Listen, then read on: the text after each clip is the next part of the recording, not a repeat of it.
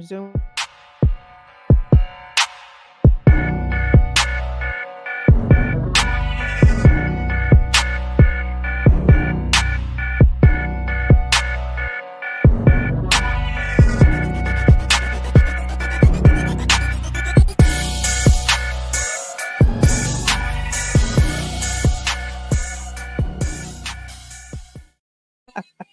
I was gonna come on and bless y'all with a song, and the first thing that popped up, of course, is Ghostface. Of course, is Nutmeg. How many times do y'all want to hear that from me? A dozen, 20, 40 even. I'm sure I rapped that several times, but it never gets old because shout out to the God, Ghostface Killer. Anyway, welcome y'all. It is the Tuesday edition of Burn It Down with Kim Brown. Camera on for the nighttime crew. Yipper 99. I seen you talking shit earlier. No, I'm fucking with you. Yeah, but I seen you talking shit earlier. Yipper said, was it Yipper? Yeah, it was you. That was you, Yipper. Yipper said Kim hair wasn't herring. Nope, hair definitely not herring. Hat on. Your favorite auntie coming through strong. No lipstick on the teeth. I meant to check with Will, but fuck it. Fuck it. Fouquet. That's how they say it in French. Anyway, hope everybody's doing well. Y'all good out here? Striving and surviving, scratching and surviving. Bad times, hanging in a jail line. Hard times. Welcome to America, everybody. The final chapter of maybe the worst miniseries, the worst series to ever be featured in the history of man. America season X is wrapping itself up here mighty quick as the country descends. I don't know, I want to say descends. It's always been a bit of a shithole over here in America. People have long struggled to eat. People have long struggled to remain housed, have access to healthcare. And it's like, how could a really obviously bad situation somehow get more fucked up? It's like, how could America possibly get worse? Well, it found a way, as it tends to do.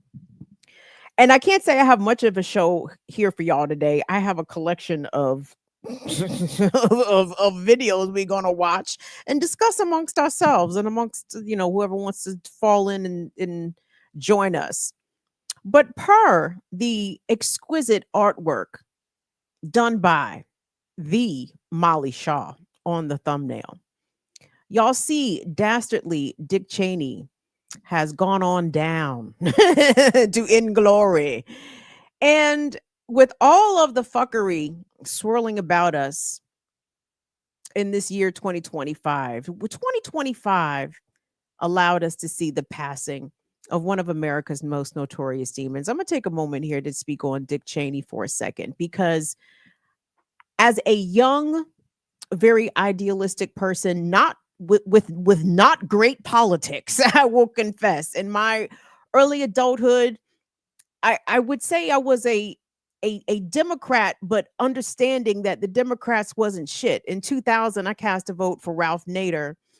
At the same time, watched on election night. I got to watch my fucking words here on YouTube, because YouTube doesn't like for you to question the results of any American election, even the one that happened 25 years ago. But I'll say this, that 2000 election was my first time in a professional broadcast setting watching election night results pile in, as we are on an election night tonight on November 4, 2025. But in my opinion, I saw an election be stolen. At the same time, the Democrats gave it away. It was being took and given away at the same time. And the administration that followed, the 2 terms of George W. Bush, absolutely ruined any chance of redemption, in my eyes, of this rotten fucking country.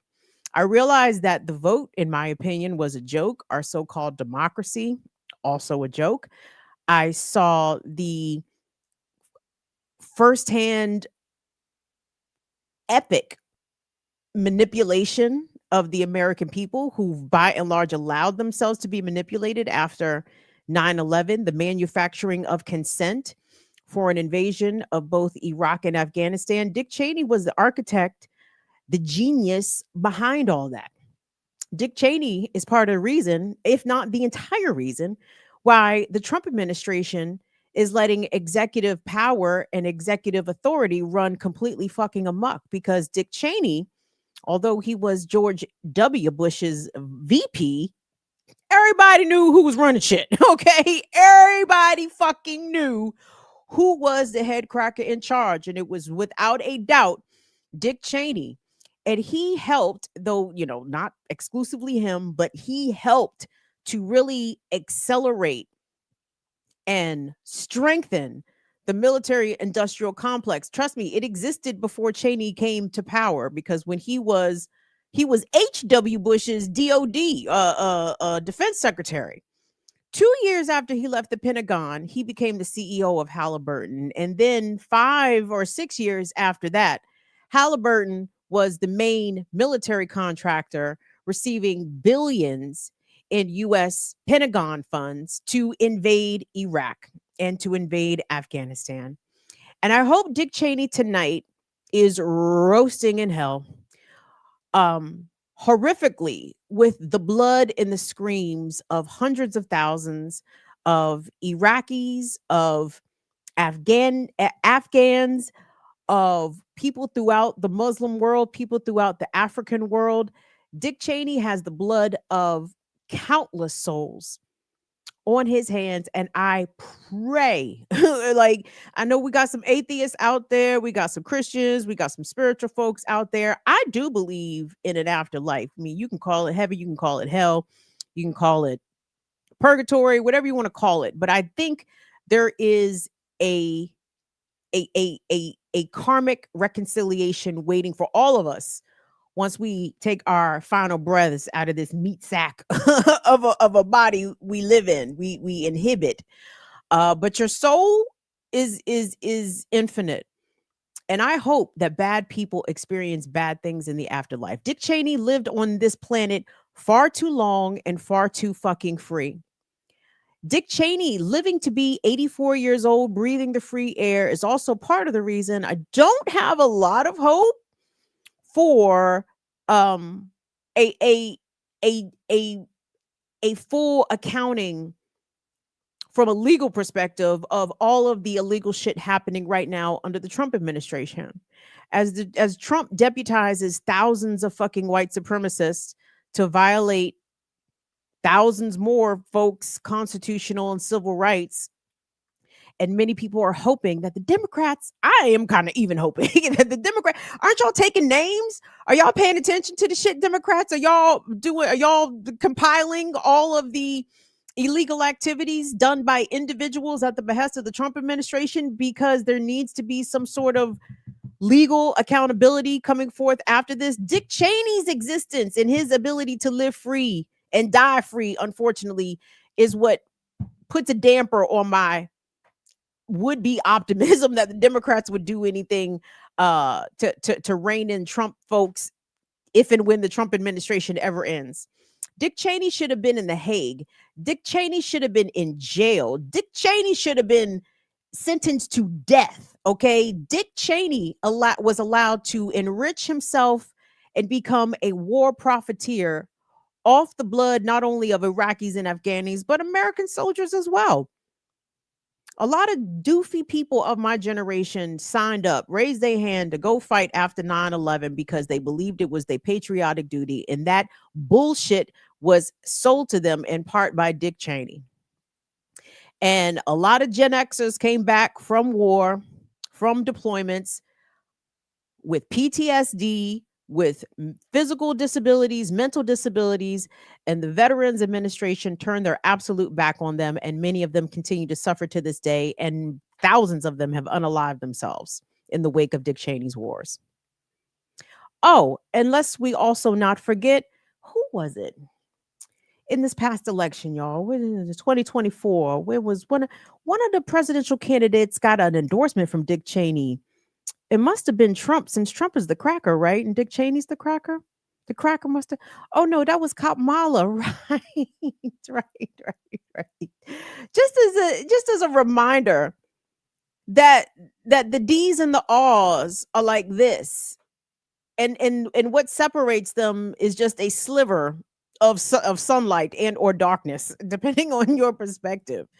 Dick Cheney was endorsed or had offered Kamala Harris his endorsement for president. What the fuck does that say about Kamala Harris? What the fuck does it say about the Democratic Party writ large, that they would gleefully, happily, graciously accept a presidential endorsement from a war criminal? Hmm? Everybody ain't shit. They all ain't shit. Two cheeks on the same ass. Hate them all. So fuck you, Dick Cheney, you piece of shit, for bringing this country to for you, but him being a significant reason, in my opinion, why the country and the federal government is in the state that it is. It wasn't in stellar shape to begin with, but Dick Cheney did his damnedest to bring it down even further and managed to torture and excoriate peoples around the world. I think about all the folks unjustly detained, probably to this day, in Guantanamo Bay, Cuba. Fuck Dick Cheney, you piece of shit. And please keep in mind, pay attention to every single fucking coon ass, boot licking fucking Democrat, especially the black ones, especially the black ones. Any black Democrat you see offering up a kind word, a word of remembrance, a word of condolence to the Cheney family, fuck the Cheney family, fuck them all. You watch them niggas. Anybody offering up words of condolence for Dick Cheney is an enemy of yours and mine, and they do not deserve your trust, nor do they deserve your attention. Okay? Okie dokie. Anything else are we covered on Dick Cheney? Fucking piece of shit. But anyway, that's the good news. So we all can start off the show with some good news, can't we? Also, Dick Cheney, a reason why the U.S. domestic military, I believe, is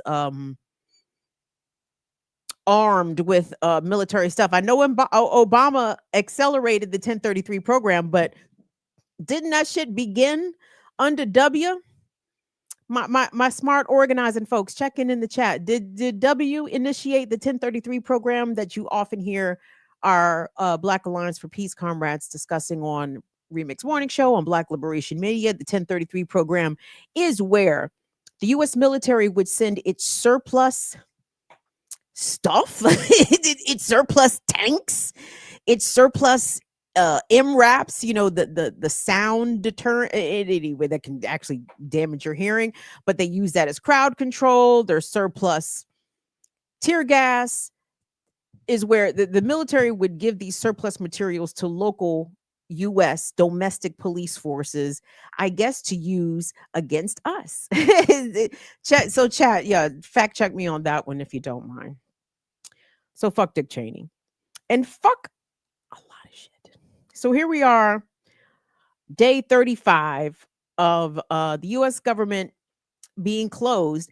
And can I say I actually take some issue with the framing of that. It's day 35 of the federal government being shut down. I think that needs to be rearranged just a little bit.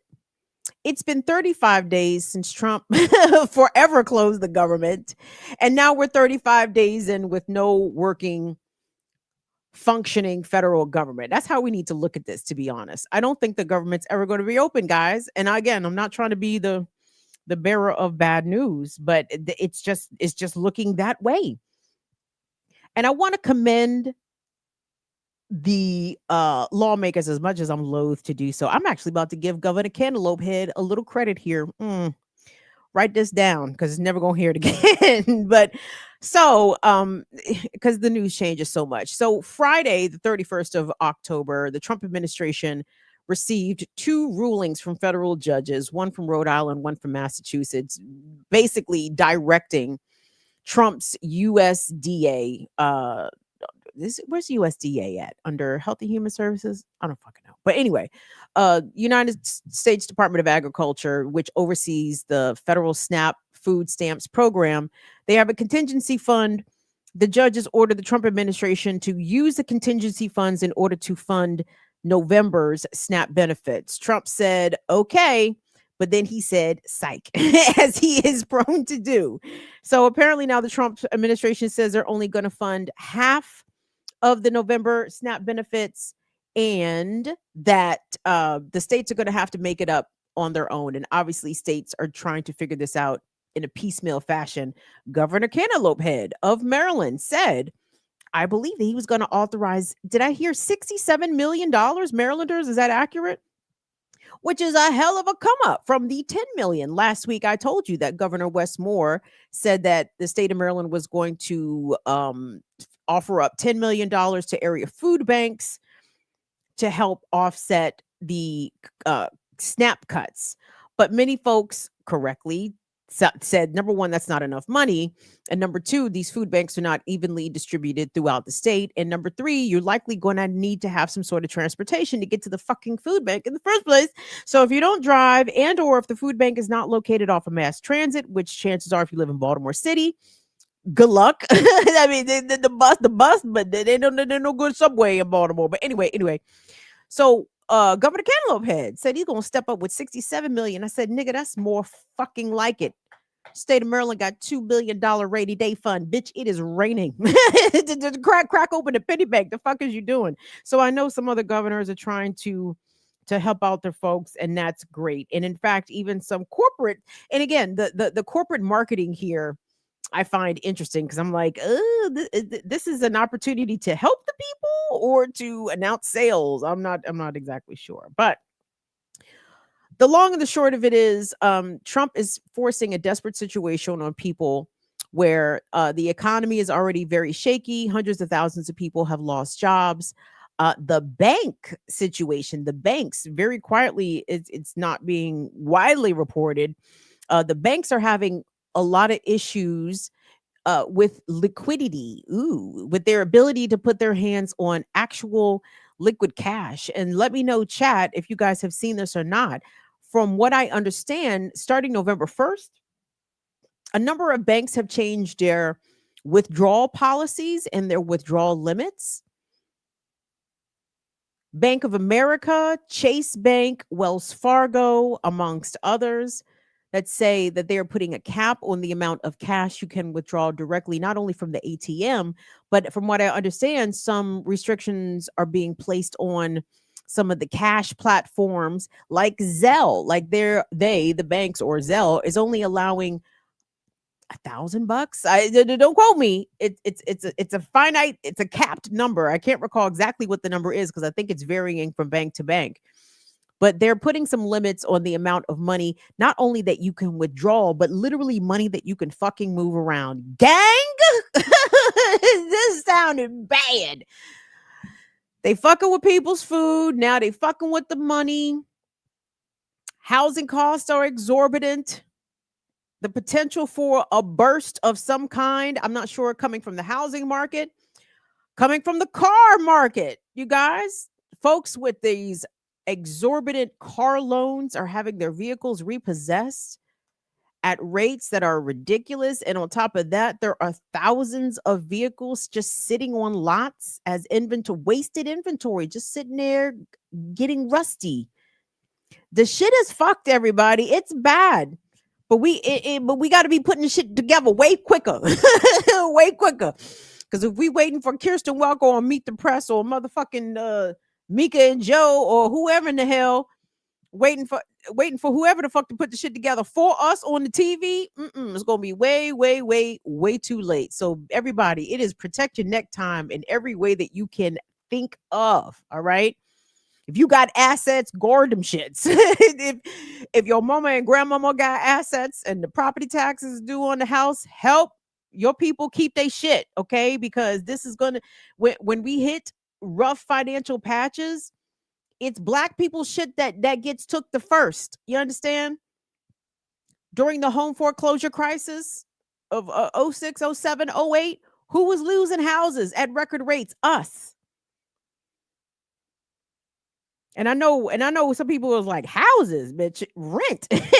No, I get it. I fully understand, y'all. But this is prime snatch nigga shit time. When the shit gets rough, the whites defer to what they always know, and that's plunder. that is rob and steal and plunder. So please watch all your things as much as possible. Speaking of watching things, one thing that we constantly have guess it would behoove us to do this. One thing we constantly need to be watching are the fucking piece of shit cops. Okay, guys, if I did cops ain't shits t-shirts, would you wear them? Even the long sleeves?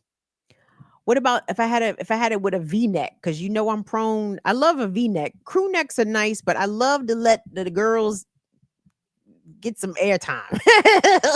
So I love a good V-neck. Cops ain't shit. Yes, $20. How much would you pay? We're working on that. If I think that y'all would get all right, no, we're gonna work on it. And don't do it before me. Thanks so much. So I want to bring you guys a story that I did discuss on the Remix Morning Show. And the reason I want to bring this fucking story up because it made me mad. It made me furious. And I'm trying to sort out not my feelings per se, but maybe flesh out my all my thoughts around the situation. So, as you guys know, we are seeing masked so-called federal agents, deputized white supremacists, and local police departments all ante up and join each other on these hunts for brown people. It doesn't even matter what their status is, documented, undocumented, and they don't give a fuck. The feds, that is.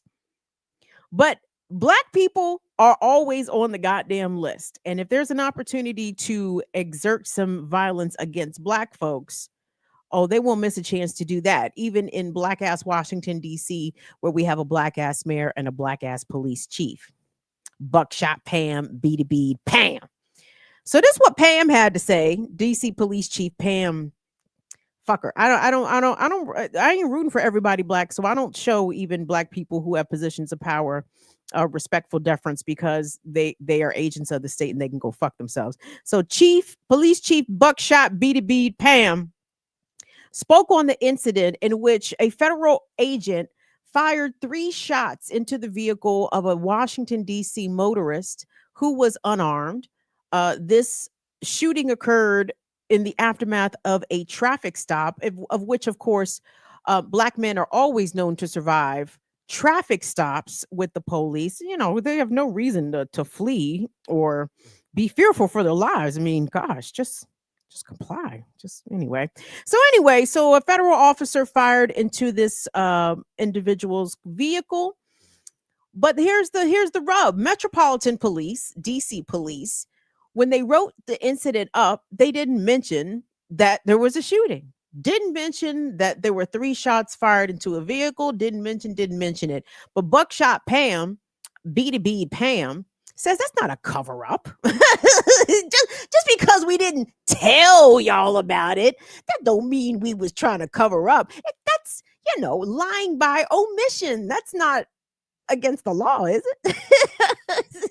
Is that illegal? Buckshot Pam, B2B Pam, says she didn't know lying by omission was illegal, y'all. So anyway, let me run this fucking raggedy ass package about this raggedy ass fucking story and this raggedy ass. I can't even call DC raggedy ass, but the way it's being ran right now, raggedy ass by a bunch of coon ass bootlickers who can't wait to do the white supremacist bidding. You really fucking hate to see it. But anyway, well, let's go ahead and run that package, bruv.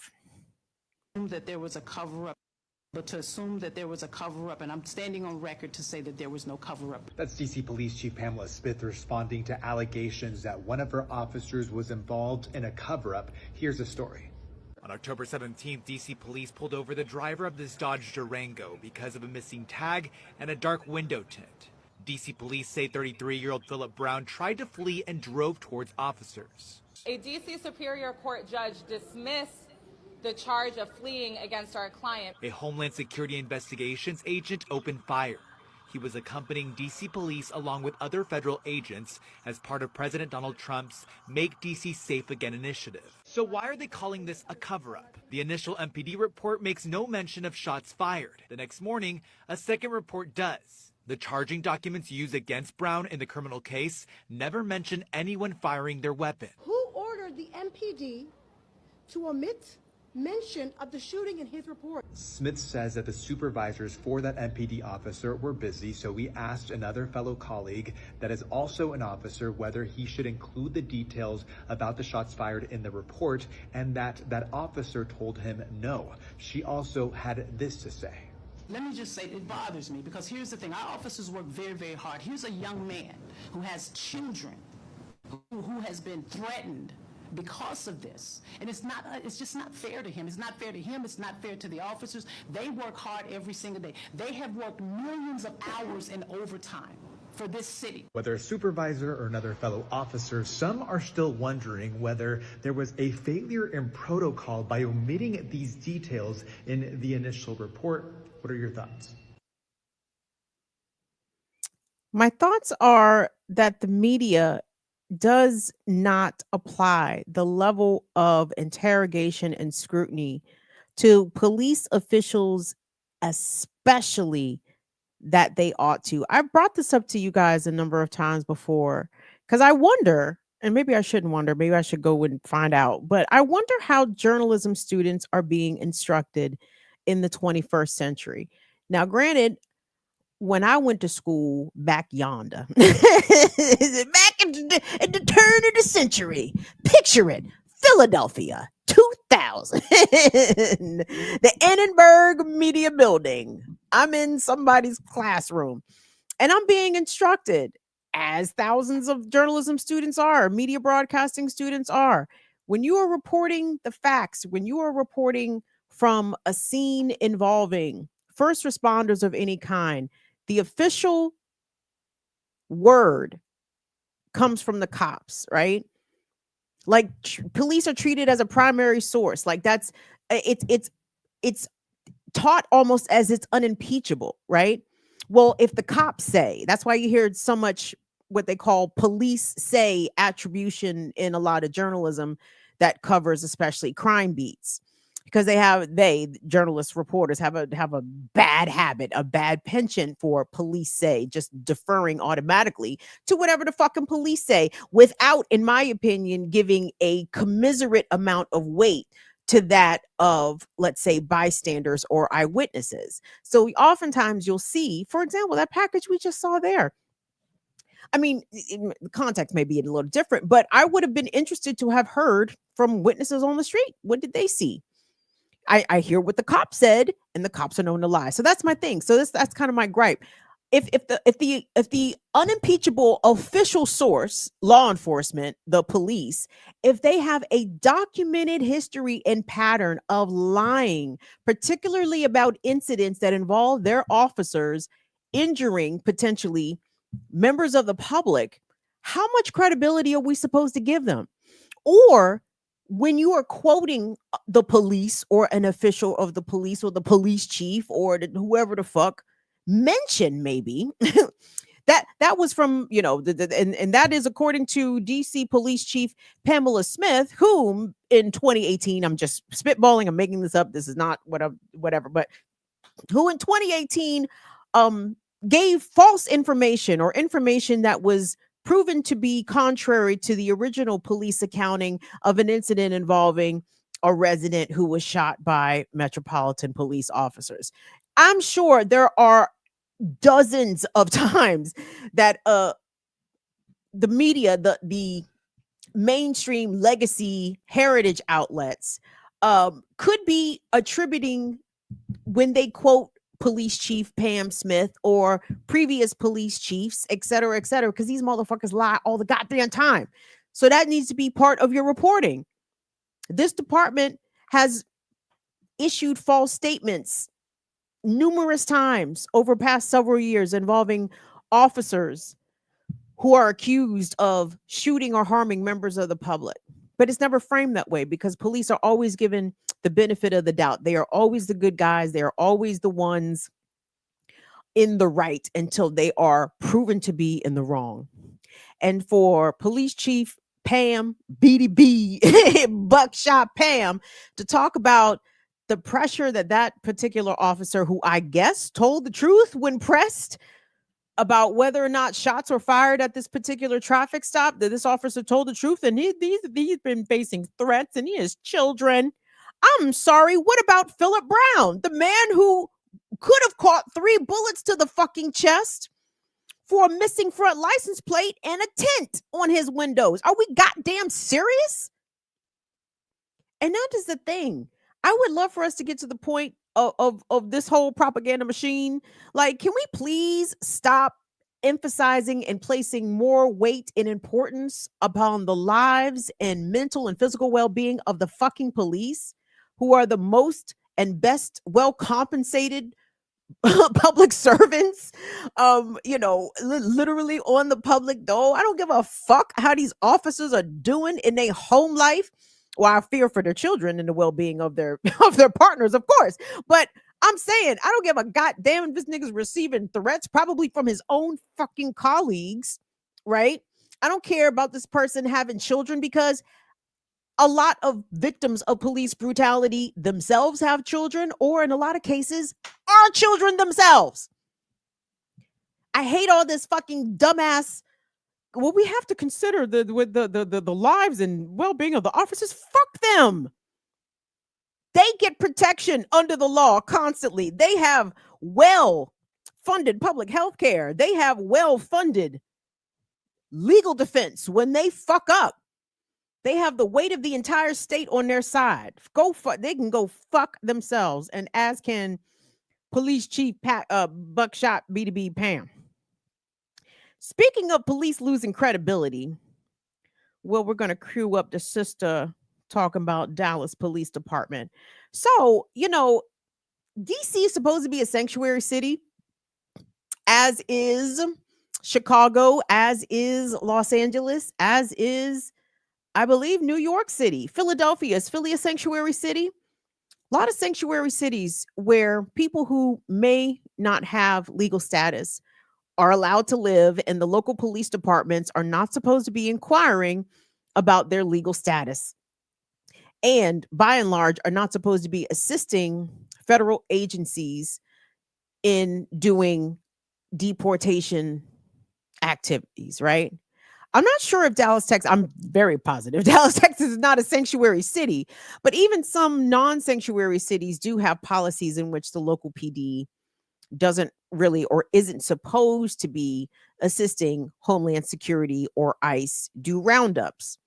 But apparently, like Chicago, like New York, like Maryland, like LA, like Idaho, for fuck's sake, they're doing literally ICE roundups everywhere. And Dallas, Texas is no exception. But come to find out, as in a lot of these places, there are organizations on the ground not only monitoring ICE activities, but also monitoring the role that the local police departments are playing in these ICE activities. So I want to shout out the Brown Berets out of Dallas, Texas. And the sister is about to break down what Dallas police have been doing in assisting these Gestapo roundups with ICE and Homeland Security. Let's take a look, Will.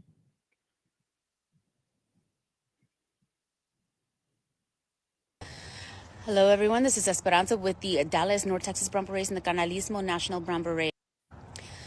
Hello, everyone. This is Esperanza with the Dallas, North Texas Brown Berets and the Canalismo National Brown Berets. I want to put a word of caution out there in the Dallas-Fort Worth area that ICE is hitting heavy. Last night, we started getting reports about 9:15, 9:30 last night regarding heavy police activity at the Chicas Bonitas Club. This was verified that DPD, Dallas PD, did surround the building from all angles. They corralled them in, and nobody was allowed to leave any of the exits. They held people there until ICE showed up. Once ICE was there, all the staff members were zip-tied and handcuffed, regardless of citizenship, regardless of permits, regardless of any paperwork. They were not processed. We know that ICE did take between 10 and 12 people at least, and they took them directly to Prairie Land Detention Center. They were not processed through. Even some that we know did have permits.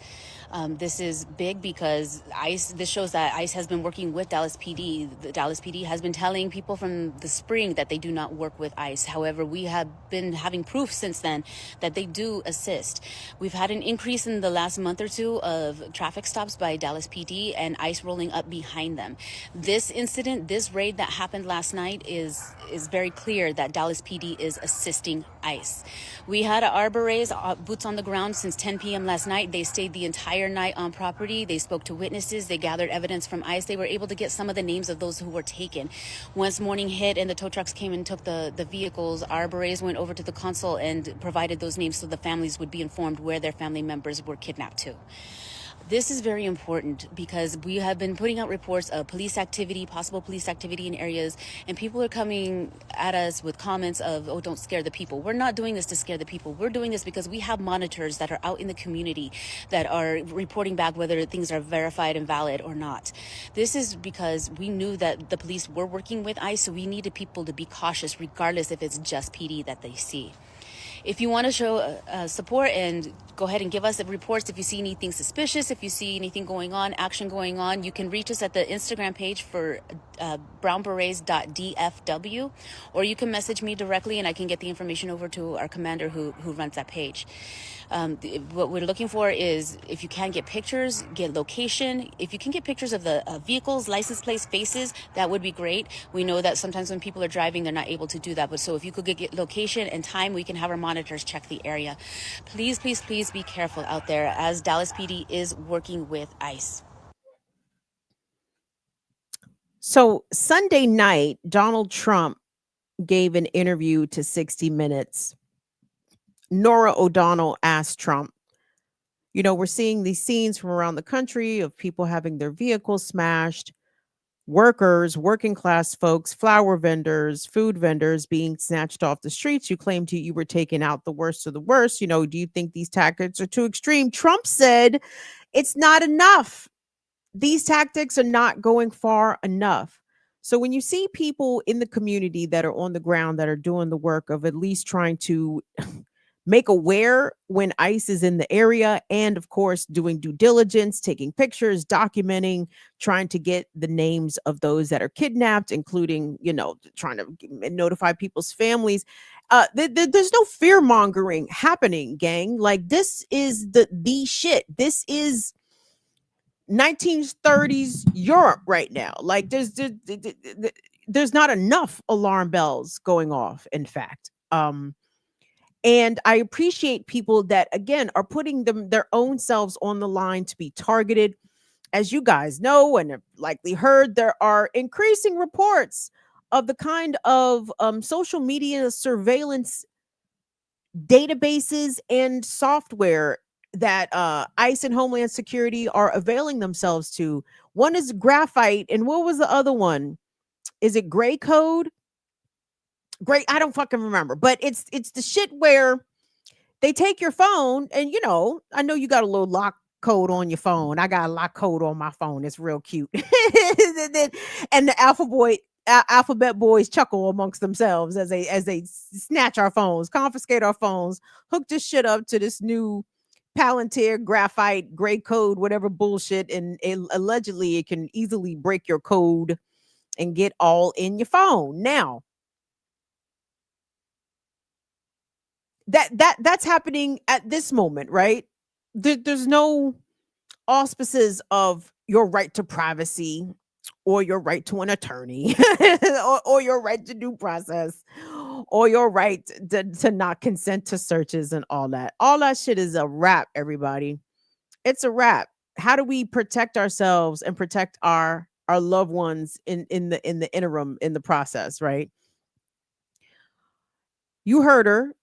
The sister there said that ICE and Homeland Security were not checking IDs. They didn't give a fuck if you had papers, if you didn't have papers.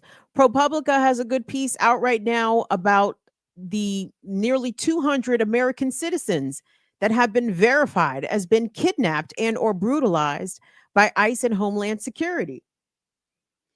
And I want to say this, like, also as a Black person, the treatment that I'm seeing brown people being subjected to at this accelerated, more hostile and brutal way, it is not only it's troubling, but I'm not seeing a whole lot of difference to how brown folks are being treated now to how Black people have been historically treated. And at the same time, I'm not trying to normalize what the fuck is happening to our brown communities right now. This shit is fucked up, okay? It's fucked up on a myriad of different levels. And I want to know where the accountability is coming. Will, I want to change the order. So can we play the next clip that's labeled Philly DA Larry Krasner? Larry Krasner facing an opponent on this election night also. I haven't been following that race, but I don't know about Larry Krasner. I do not know about Larry Krasner. The situation with the young woman in Philadelphia, the 23-year-old who was killed um allegedly by a young man, one of her age peers. Larry Krasner had the case where this young man had allegedly either kidnapped or committed domestic violence against other young women, and he dropped the case because the witnesses were supposedly uncooperative. But it's like, you had video, you bitch ass nigga. Anyway, that's a whole nother case. But let me run y'all this clip. This was by, well, who put this up? Walter Matheson, I think. And it's a short clip. I'm not even exactly sure where Krasner was at. I'm assuming he was at a friendly location somewhere being asked about ICE activities in and around the city of Philadelphia. And this was his response. Now, I want to say this. This is the first time I've heard a district attorney. I even think I even mentioned this to y'all last week, but I wanted to play the clip. So, first time I've ever even heard a DA talk about potentially looking into criminal charges against these so-called federal officers for their blatant illegal illegal methods of which they are, kidnapping people, harassing, brutalizing, etc. But I'm like, are you though? So anyway, let's go ahead and run a clip, Will.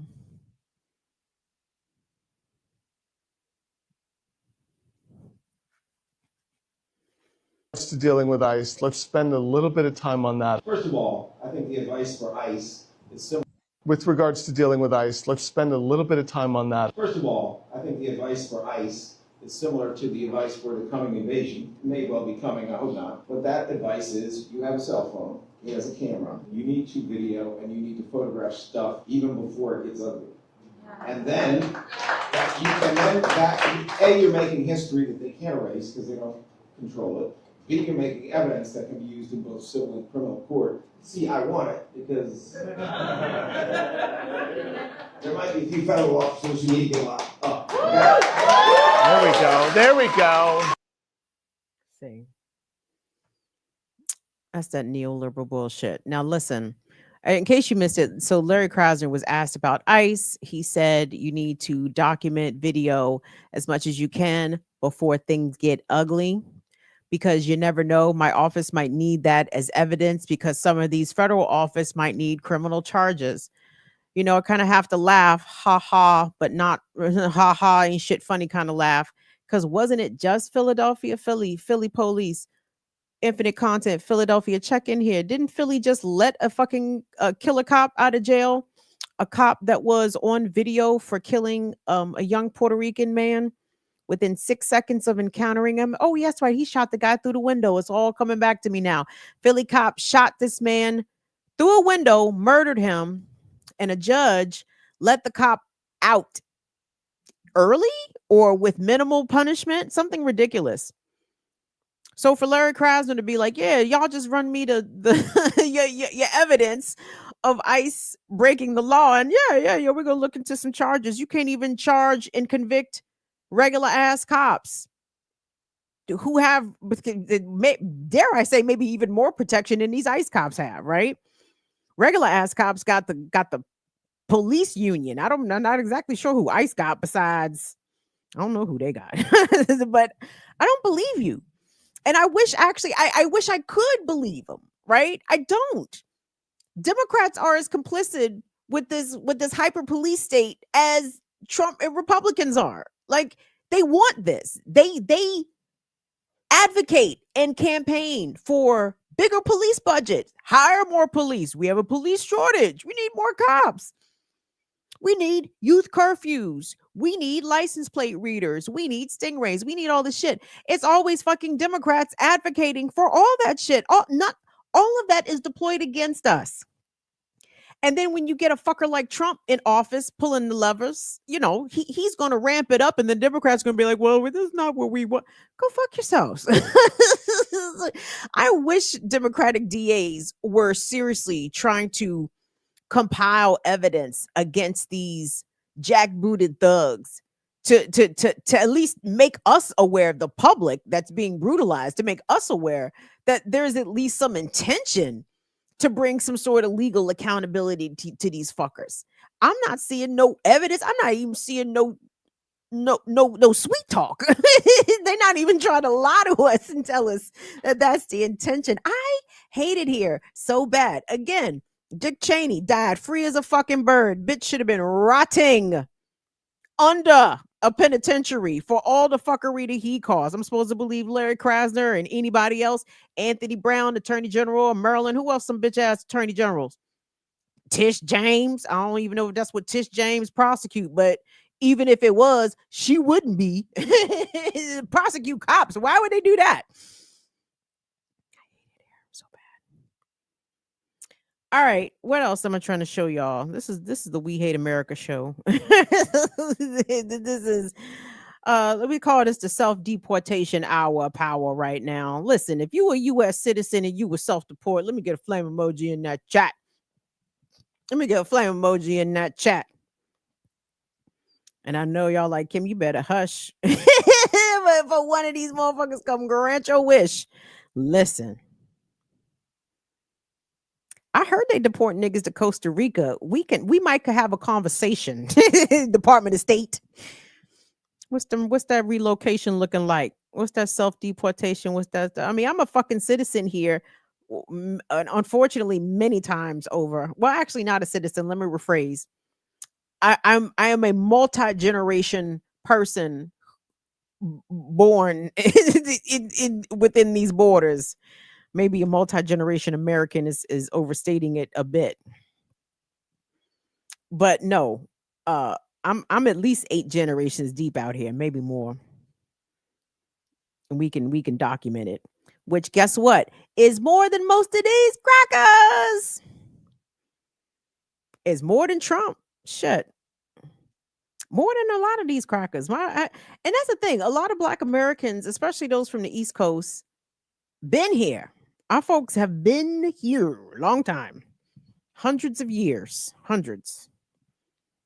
It's not fun. I'm waiting for someone to come rescue us. And it hasn't happened. So I'm about to show you guys a video. And hold on, let me make sure I'm showing y'all the right one. Do me a favor. Like the show. I know this isn't a great show tonight. It's not great. It could be better. But guess what? Go outside and take a look, and you will see why my brain is a little foggy and scattered. There's a very large full moon outside. Maybe 3-Eye Atlas will present itself in the middle of it, like the Batman signal. I'll be so excited. We go outside, make sure my flashlight's charged up so I can hit my niggas with the SOS so they know I'm down here. so they know where to come find me at. Come find me. My people, please. But no, it's a big full moon outside. It's the beaver moon. Meaning that indigenous folks would name the full moons usually as it pertained to not only just particular seasons, but animals as well. So we had a harvest moon last month, October. So November, they call it the beaver moon because around this time, beavers are very busy like a beaver, not just a phrase. It's true because beavers got their shit together. Beavers be storing they provisions for the winter time to make sure they got all their sticks and weed and shit. I don't know what else beavers do, but the beaver moon is what's out there right now. Go look at it. Go bathe in some moonlight. That is a thing. Bathe in the moonlight. We are all affected by these celestial bodies. I know it sounds woo woo. It's not. It's not. And that's another thing. Another reason I feel like I'm a little off is because I'm not even bullshitting. Y'all, 3-Eye Atlas is up there, okay? And it's not like 3-Eye Atlas is just like a regular asteroid or even a comet for that matter. It is rather large. And from what I understand, it's sending signals, frequencies, if you will. We are all impacted by frequencies. We're impacted by what the fuck is going on the sun right now. Go look up the solar storms. Go look up the record number of sunspots recorded on the sun. Shit is happening right now, everybody. And I just feel like it's about to pop, and I don't know in what direction it's about to pop, right? You ever had an ingrown hair in and maybe in a very uncomfortable place to the point you got to double check, is this an ingrown? Oh, okay, it's an ingrown away. I see the little hair. All right, we cooking with gas. But my point is this: sometimes you don't know what direction that thing is going to pop. You may not even be able to pop it right away. It could pop, the hair could pop out, or the I don't want to be gross, but the blood and pus could pop out. It could be, you don't know what's gonna pop out. That's what I kind of feel like is happening right now. A blackhead could pop out. I don't know what's going on right now, but I feel like shit is about to pop in one direction or another. I don't know if it's civil war, nuclear war, alien invasion, outright revolution, overthrow of the state. I don't know. Something is gonna happen, and it feels close. Either way, I don't dig it. I want to get out. So anyway, this is a reason I want to get out right here. And as I was telling you guys before, I am certainly deeply empathetic to what brown folks are experiencing right now in this age of mass deportations. But the everyday casual police brutality that Black people continue to experience, it may make the news, it may not make the news. But chances are, if somebody has a cell phone in hand, it'll at least at minimum get captured, and we'll see what happens there. I saw this on TikTok today. I'm not exactly sure the city and state. It says it appears to have happened in a Circle K gas station. And it involves seemingly a Black teenager. Maybe he's 15, 14. I can't tell. He doesn't appear to be an adult, right? Obviously not an adult. Content warning and trigger warning, because you are going to hear him scream very loudly as though he is in fear for his life. And he is Black in America. Even at 15, he understands. Him versus the police is a life or death situation.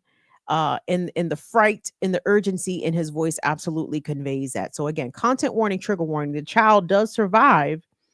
But why this level of police response for one teenager seemingly not doing anything violent or provocative? So let's take a look. No, get off of me, bro. Get off of me. No, get off of me, bro. Get off of me. Get off of me. Bro, no, I'm not, bro. I'm not doing nothing wrong. Bro, you bother me. You're fucking harassing me. Get off of me, bro. Bro, you're harassing me. Get off of me. Get off of me, bro. I didn't do not one thing wrong. Get off of me. Get off of me, bro. Get off of me, bro. I'm not doing nothing wrong. Get off of me. Get off of me. Bro, get off of me. Bro, get off of me, bro. Bro, I'm scared for my life. Get off of me.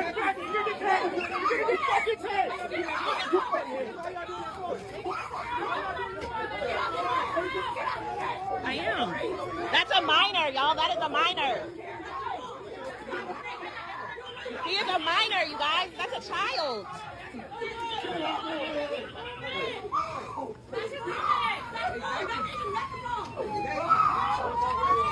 Hey.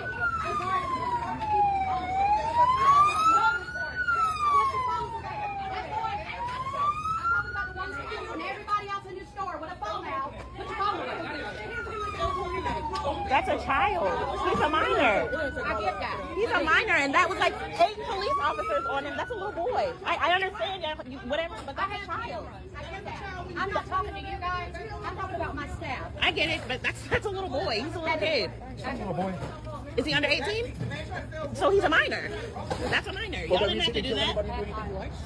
What, he didn't do anything though. He was. How was they gonna kill somebody? I would have paid for it, but he's a minor. That was not necessary. That's a little boy. I don't have time. I don't have time.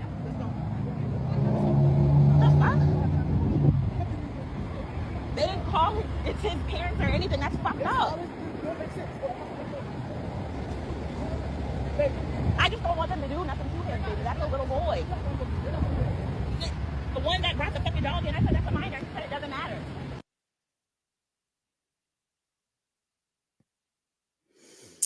You know, in the wake of the Young Republicans group chat signal scandal, whatever it was, where these so-called young Republicans aged between 18 and 40 were casually saying and expressing their admiration for Hitler and how they love Nazis and how they dreamed about sending people to the gas chamber.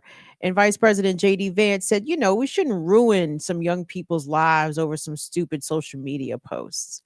But the eagerness to traumatize, brutalize, and potentially ruin the future of a young Black teen for what exactly?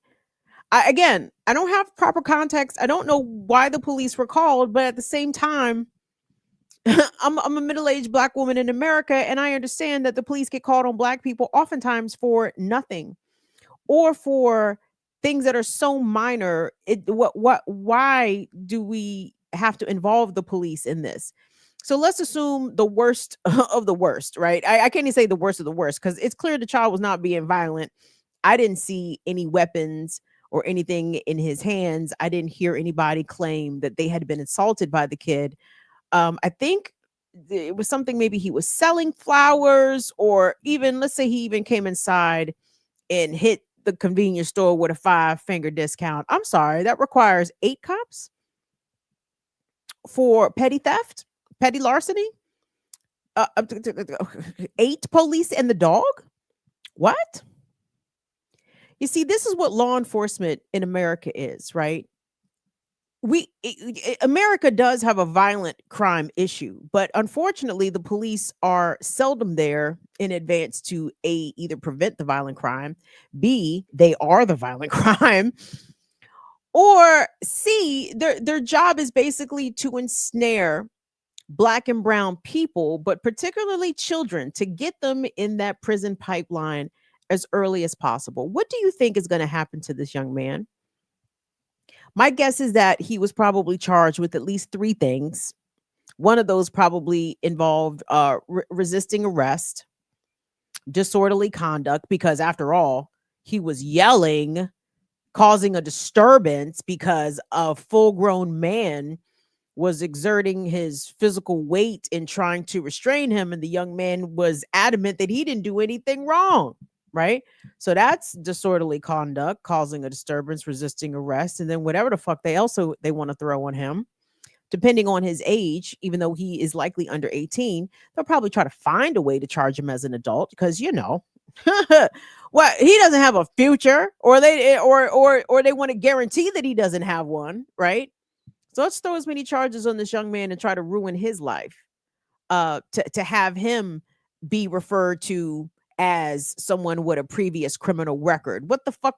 What criminality was he committing that now henceforth he will be always referred to as a criminal and someone with an arrest record?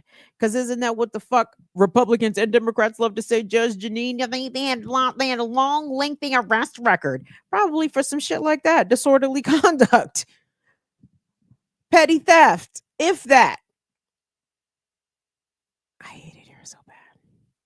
If you have more details about where that was and what the outcome of that was, or maybe this video will go viral and we'll find out what happened, please let me know. Drop it in the comments. I would appreciate it. So I have a last video, and then I'm gonna let y'all roll here. Again, apologies if the show is disjointed. Full moon, 3-eye atlas. My excuses until further notice. my excuses for half-assing it until further notice. The moon is full, dummy. Duh. Don't feel good. My niggas 3-eye atlas. I'm hitting them with the telepathy. They're not hitting me back. You know, they keep leaving me on red. I don't like it. Another video. I'm not exactly sure where this is. Though it's giving urban setting. It's giving maybe New York. It's giving maybe Philadelphia. It's giving up north city. maybe upper Midwest city. Not sure. Again, if you know, say something. We're going to the white child cries, Will, the one labeled white child cries. And this, in my opinion, involves disabled people. Now, even though we don't see the camera person, the person who is recording said video, they sound like a black person to me.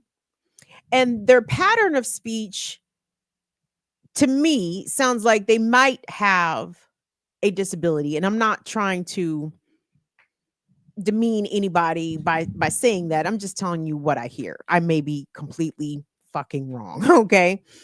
So the camera person sounds like a black male is entering into the lobby of an apartment building. And that is where the video picks up because we have a white man. I don't know what he's doing, but a white man and his young child, a little white boy. And the white man seems to take umbrage with the fact that this black person is entering the lobby and he doesn't know who he is. Haven't we seen this story a time or 1,000 before where a black person unfamiliar to a white person, and then the white person self-deputizes and wants to see ID, wants to know where you're going, wants to know what apartment you're here to visit. Bitch, are you security or are you running down to the Wawa? Like I thought you looked like you was walking out the door. Now you got time to run down the interrogation questions to the random black person who is exactly what they are supposed to be. But I want you guys, I want y'all to watch this and I want you guys to say what your takeaways are, because my takeaway in this video is clearly the reaction of the child. Okay. And I appreciate the young white youth trying to collect his wayward father, because the child can clearly discern right from wrong. And I want to tip a hat to this little boy and to the man, obviously, in the video who was the subject of this harassment and for maintaining their cool. But I appreciated the reactions of everybody but the fucking cracker. so Will, let's go ahead and run that, please. Yes, I'm being recorded. Great. I remember. Now you're getting your sound being recorded. Great. I remember. Please call your friend on the call box and have them come down. They don't have to do that. You could just walk away. I'm gonna call the police right now. Oh yes. Call the police. Remember that. I remember this exactly happening when I used to live in my own condo, and then people used to call the police all the time. Sir, I'll hold the door here for you while That you is call your okay. friend. Nobody's asking you to hold the door. You can do whatever you want. But I'm recording you right now, and you're going to be the next person. Look at this. You don't need to threaten me. You just need I'm to not get out of threatening the you. building. You are. I'm not threatening you. I'm going to be the next person what? You're just going to be the next person on TV. Just remember that. And you have your son with you. That's why I asked you if that's your son. It's better. I will delete this. Yeah, there's a trespasser in my building. He's refusing to leave, and he's Listen to your son. Daddy, go. It's the better. I agree with him, Daddy. It's the better. At Washington. Let's go. Please, I don't like this. I don't like He's this. standing in the lobby. Daddy, I don't like this. Let's go. He tailgated through the door as I left. He walked in. I tailgated to the door. He appears to be African American. Appears to be African American. Dad, I don't know. 30s. 35, software engineer. Pink polo shirt and a Yankees cap. All good. All good. Software engineer, brother. Dad. Yep. Pink polo shirt. Yeah. And tennis shoes, jeans. Yeah. You have to be here for when they call him. He's filming me and refusing to leave and saying I'm going to be the next person on TV. Yes, sir. You don't remember this? The girl that was like told? He's married. Wow. You know that's illegal now, right? 510 470722. Yeah, that's illegal to call cops He on said he's African here for a Americans. friend. He said he's waiting for a friend, and I asked Yes. him to dial on the call box, and he said he would not. So I have no way to know if his friend is actually here. Yeah, so I'm here to just rob whatever. What, I'm a asking mailbox? You, I'm just asking you for your friend's name. I don't have to tell you. Can you hear him? Yeah, he can hear me. I'm pretty sure he can. No, he's not armed. Dad, let's go. Listen to your son. Walk away. I will stop this. Yeah, I'll stop the recording. I agree. Yeah, please. Let's go, Dad. Let's go now. I don't like this. Yeah. Sucks, man. Hi, Kathy. Told you. I love you, baby. Go now. It took you so long to get here. Daddy, look what you've gotten us into. Let's go. My friend is handicapped. Just give me 1 second while you to in front of your kid. Okay? Remember, I'm recording you. Recording. Go ahead. Record. All right, I'm recording you. Hey, don't use that language in front of children. Oh, well, it was your fault for bringing him out here in the first place. I told you, that's his son. Yeah. Okay. Okay, he's actually here. Yeah, he's actually here. Yeah, go ahead. I'm recording you. He refused to identify No, that he was here with a person. Yeah. And now he's look filming at you. me. Look at you. Look at you. What's Look at he you. doing? Look at you. Look at you. Look at you. Stop filming Look at you. me. Take No, your phone no, away no, from no. me. If you Take touch your me, phone I will. away. Take your phone. Kid. Take your phone away from Okay. me. No, I'm not doing any of that. Now you're going to be. Now you're. Now. my God, Now you're online forever. Now you online forever, which is exactly where you deserve to be. And again, I told you guys, I don't use cracker lightly. I use cracker with intentionality, deliberately, right? That fucking white guy was a cracker. The child, not a cracker, okay? And it can work that way. Crackerism can skip generations. It's possible. And every cracker does not necessarily beget other crackers, all right? And again, kudos to the gentleman who maintained his composure. And it's unfortunate that Black people, again, we have to maintain our composure in order for us to be alive. If the man recording the victim of the profiling, had he reacted in true anger, in the way that cracker deserved, he would have absolutely been justified in responding with anger and hostility. Instead of just contempt and sarcasm, which, whatever. But I really felt bad for the kid, y'all. The kid peeped game the whole way. The kid said, I don't like this, Dad. I agree with them. Let's go. Let's go. How did the little boy intuitively understand his father was doing some cracker shit? How did the child understand that? Given who is raising him, right? And again, I'm assuming that this is New York City because I'm thinking that it was New York that passed a law. I can't remember if it was New York City or the state of New York passed a law that prohibits white folks, I guess, from calling the police solely with the intention of reporting a Black person for, behaving in the way that the white person did not approve. I don't fucking know, but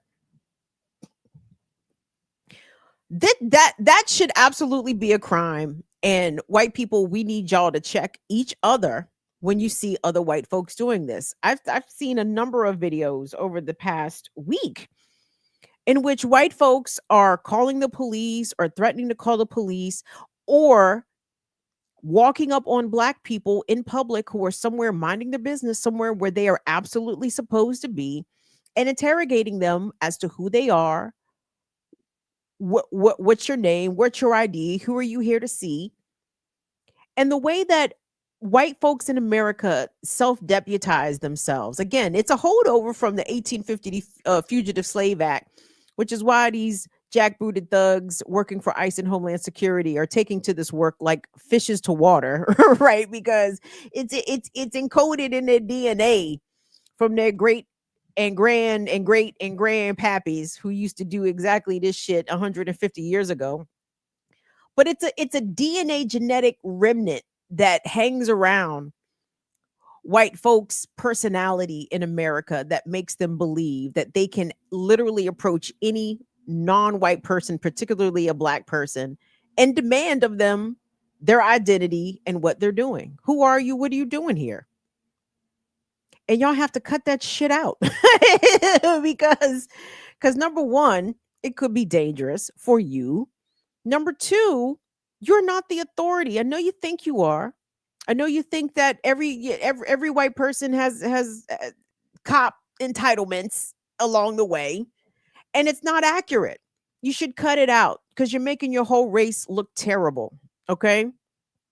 Well, what about you black people with your fingernails and weaves? Whatever. I don't even know what white people say. We got black fatigue because we're so tired. You're so tired of what? The black people that you don't live around? You're so tired of the black people that you don't socialize with? Like, what black people are you tired of exactly? We are tired of having to justify our actual existence in public where other folks can see us. We have to explain why we are where we are, who we are, and more on request. And we are not here for that. And if you think that under the age of Trump, like it's about to go back to that,